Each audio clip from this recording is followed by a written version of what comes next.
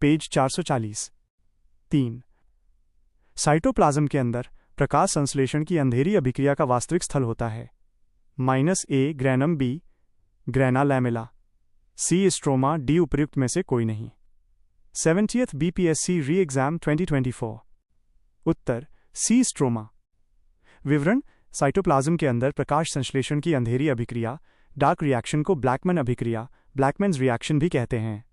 यह क्रिया क्लोरोप्लास्ट के स्ट्रोमा में संपन्न होती है, क्योंकि इसमें ऐसे एंजाइम भाग लेते हैं जो कि वातावरण के लिए CO_2 का अपचयन करके शर्करा में परिवर्तित कर देते हैं। 4. प्रकाश संश्लेषण के दौरान हरे पौधे अवशोषित करते हैं: -A oxygen, B nitrogen, C CO2, CO_2e। उपर्युक्त में से कोई नहीं, उपर्युक्त में से एक से अधिक। 66th BPSC री एग्जाम 2020। उत्तर D CO_2। विवरण: उपर्युक्त प्रश्न की व्याख्या देखें। 5. निम्नलिखित गैसों में से कौन प्रकाश संश्लेषण प्रक्रिया के लिए आवश्यक है? A CO, B CO_2, CN_2, DO_2 43rd BPSC 1999। Uttar B CO_2। विवरण: उपर्युक्त प्रश्न की व्याख्या देखें। 6. सौर ऊर्जा ATP में बदलती है: -A माइटोकॉन्ड्रिया में, B क्लोरोप्लास्ट में, C राइबोसोम में, D पेरोक्सीसोम में, E उपर्युक्त में से कोई नहीं, उपर्युक्त में से एक से अधिक। 65th BPSC 2019। उत्तर B क्लोरोप्लास्ट में। विवरण: क्लोरोप्लास्ट में सौर ऊर्जा ATP में बदलती है। क्लोरोप्लास्ट एक पादप कोशिकांग है जिसमें पर्णहरित या क्लोरोफिल नामक एक प्रोटीन युक्त जटिल रासायनिक यौगिक पाया जाता है। यह वर्णक पत्तों के हरे रंग का कारण है। 7. रात के समय यह सलाह दी जाती है कि पेड़ के नीचे न सोएं, क्योंकि पेड़ -A ऑक्सीजन की कम मात्रा को मुक्त करते हैं। B रात में हानिकारक गैसों को मुक्त करते हैं। C कार्बन डाइऑक्साइड को मुक्त करते हैं। D कार्बन मोनोऑक्साइड को मुक्त करते हैं। E उपर्युक्त में से कोई नहीं, उपर्युक्त में से एक से अधिक। 67th BPSC 2022। उत्तर C कार्बन डाइऑक्साइड को मुक्त करते हैं। विवरण: दिन में सूर्य के प्रकाश की उपस्थिति में पौधे श्वसन क्रिया में कार्बन डाइऑक्साइड ग्रहण करते हैं और ऑक्सीजन छोड़ते हैं, लेकिन रात में ठीक इसके विपरीत ऑक्सीजन ग्रहण करते हैं और कार्बन डाइऑक्साइड को मुक्त करते हैं।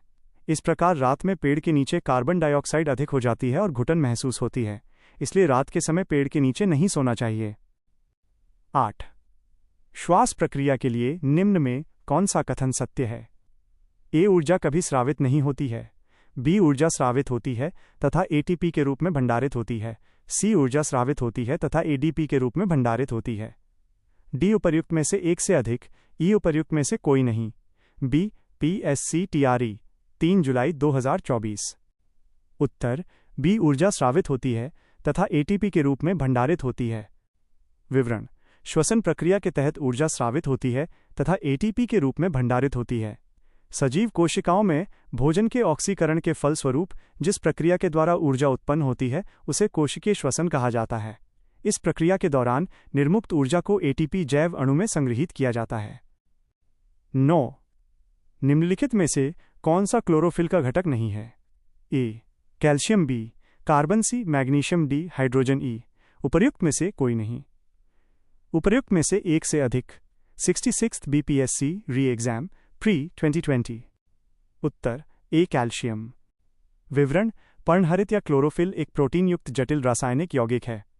यह वर्णक पत्तों के हरे रंग का कारण है। मैग्नीशियम क्लोरोफिल का प्रमुख तत्व है। मैग्नीशियम के अतिरिक्त क्लोरोफिल में कार्बन, हाइड्रोजन, नाइट्रोजन व ऑक्सीजन भी उपस्थित रहते हैं। 10. प्रकाश की ओर पौधों के झुकाव का मुख्य कारण है: A प्ररोह छोर पर ऑक्सीजन की सांद्रता, B प्ररोह के छायादार भाग की ओर ऑक्सीजन का विसरण, C मूलाग्र पर ऑक्सीजन की सांद्रता, D उपर्युक्त में से एक से अधिक, E उपर्युक्त में से कोई नहीं। BPSC TRE 3 जुलाई 2024। उत्तर B प्ररोह के छायादार भाग की ओर ऑक्सीजन का विसरण। पेज 441।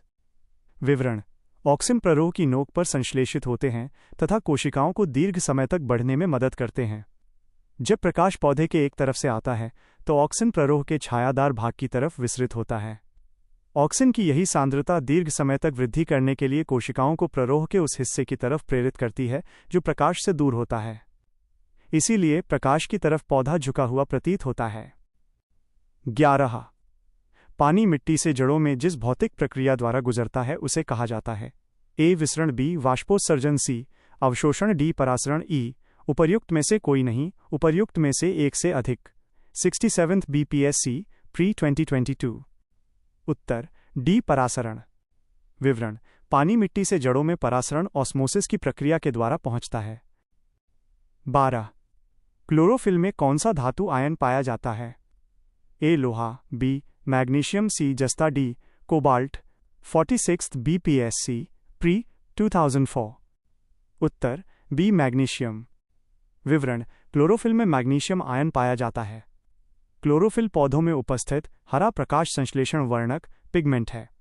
यह प्रकाश ऊर्जा को प्रकाश संश्लेषण क्रिया के माध्यम से रासायनिक ऊर्जा में बदलने की प्रक्रिया की शुरुआत करता है।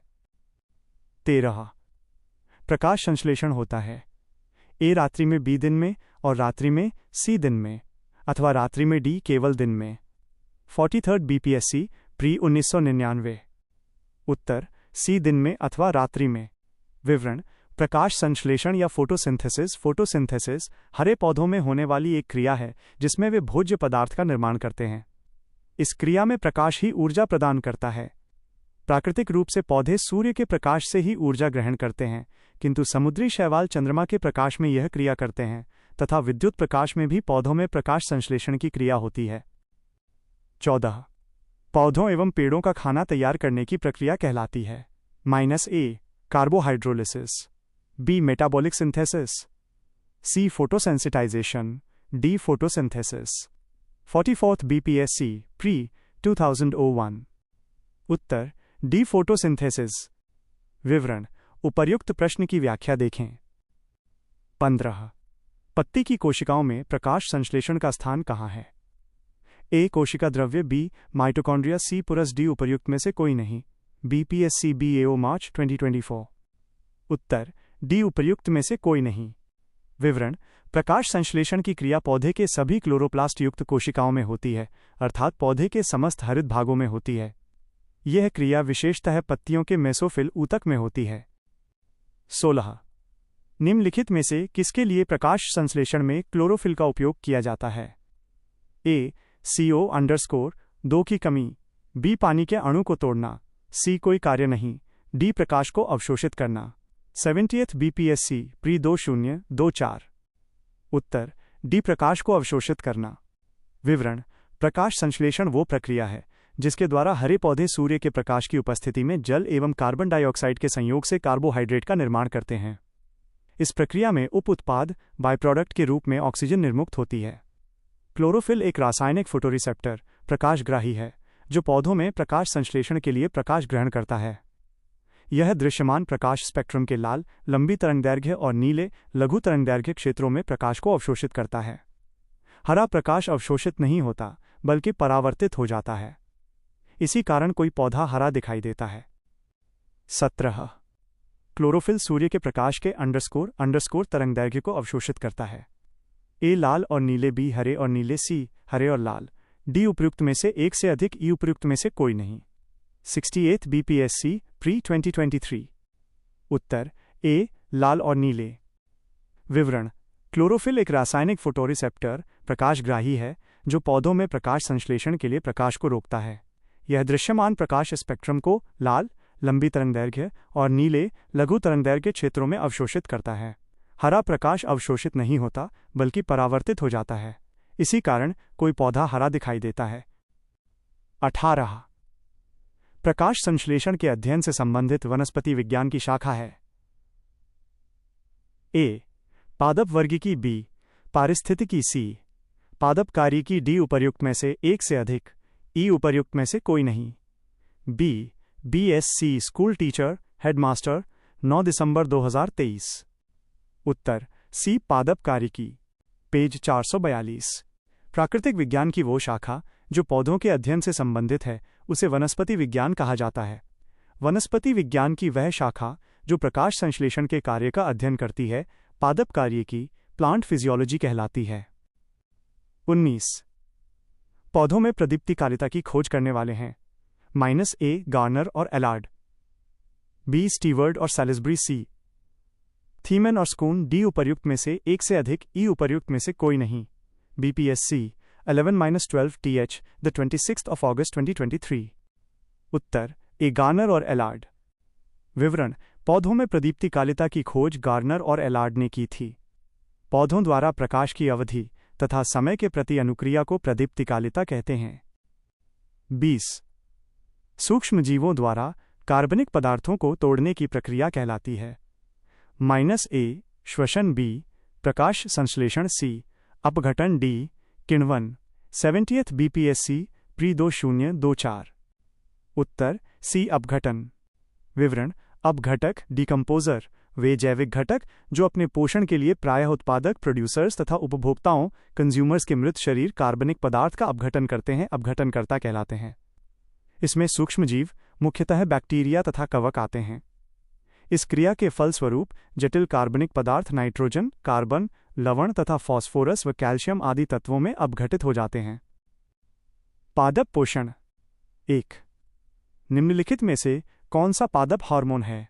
ए साइटोकाइनिन, बी गिबरेलिन, सी ऑक्सिन, डी उपर्युक्त में से एक से अधिक, ई उपर्युक्त में से कोई नहीं। BPSC TRE 3 जुलाई 2024। उत्तर ए साइटोकाइनिन। नोट: हालांकि विकल्प डी सही होना चाहिए क्योंकि सभी पादप हार्मोन हैं, लेकिन किताब में उत्तर ए के साथ विवरण दिया गया है। विवरण: पादप हार्मोन, जिन्हें फाइटोहार्मोन भी कहा जाता है, एक प्रकार के रसायन होते हैं जो पौधों के विकास को विनियमित करते हैं। पौधों में मुख्यतः 5 हार्मोन पाए जाते हैं: ऑक्सिन, जिब्रेलिन, साइटोकाइनिन, एथिलीन और एब्सिसिक अम्ल। 2 निम्न में से किस पौधे ने खाद्य सामग्री संग्रह करने के लिए अपने स्टेम को संशोधित किया है? ए अदरक, बी मूली, सी चुकंदर, डी गाजर, ई उपर्युक्त में से कोई नहीं, उपर्युक्त में से एक से अधिक। 65th BPSC री एग्जाम प्री 2020। उत्तर ए अदरक। विवरण: अदरक, आलू, शकरकंद जैसे पौधे खाद्य सामग्री को तने में संशोधित संग्रहीत करते हैं। 3 पौधे अपना पोषक तत्व मुख्यतः किससे प्राप्त करते हैं? ए पर्णहरित, बी वायुमंडल, सी प्रकाश, डी मृदा, ई उपर्युक्त में से कोई नहीं, उपर्युक्त में से एक से अधिक। 67th BPSC री एग्जाम प्री 2022। उत्तर डी मृदा। विवरण: हरे पौधे स्वपोषी ऑटोट्रॉफिक होते हैं, अर्थात ये कार्बनिक पदार्थों भोजन का निर्माण स्वयं करते हैं।